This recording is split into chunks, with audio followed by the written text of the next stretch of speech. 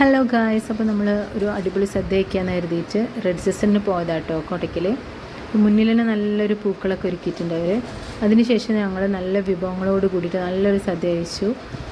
അതിനുശേഷം ഞങ്ങൾ നേരെ പോയത് കോട്ടക്കുന്നിലേക്കാണ്. കോട്ടക്കുന്നിൽ അവിടെ നല്ലൊരു ഗാർഡനൊക്കെ ഉണ്ട്, മിറാക്കിൾ ഗാർഡൻ എന്ന് പറഞ്ഞിട്ട്. ഞങ്ങളിവിടെ ആദ്യമായിട്ടാട്ടോ വരുന്നത്. കോട്ടക്കുന്ന് വിസിറ്റ് ചെയ്തിട്ടുണ്ടെങ്കിൽ ഇവിടെ കണ്ടിട്ടില്ല. അങ്ങനെ ഇവിടെ നല്ലൊരു മരുഭൂമിയുടെ ഫീലൊക്കെ തരുന്ന നല്ലൊരു സംഭവങ്ങളൊക്കെ ഉണ്ട്.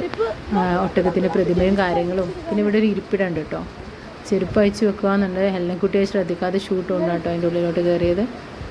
അങ്ങനെ അവിടെ കുറച്ച് നേരം മക്കളായിട്ടൊക്കെ എൻജോയ് ചെയ്തു. സൺഡേകളിലൊക്കെ മക്കളുമായിട്ട് നമുക്ക് കുറച്ച് നേരം എൻജോയ് ചെയ്യാൻ പറ്റിയൊരു പ്ലേസാണ് കോട്ടക്കുന്ന്. അപ്പോൾ അവിടെ കുറേ പുതിയ പുതിയ മാറ്റങ്ങളൊക്കെ വന്നിട്ടുണ്ട് കേട്ടോ. ഇരിപ്പിടങ്ങളായാലും പിന്നെ ഇതൊക്കെ നമുക്കൊരു പ്രത്യേക ഒരു ഫീല് തരും. ഒരു പഴയ രീതിയിലുള്ള സംഭവങ്ങളൊക്കെ കേട്ടോ.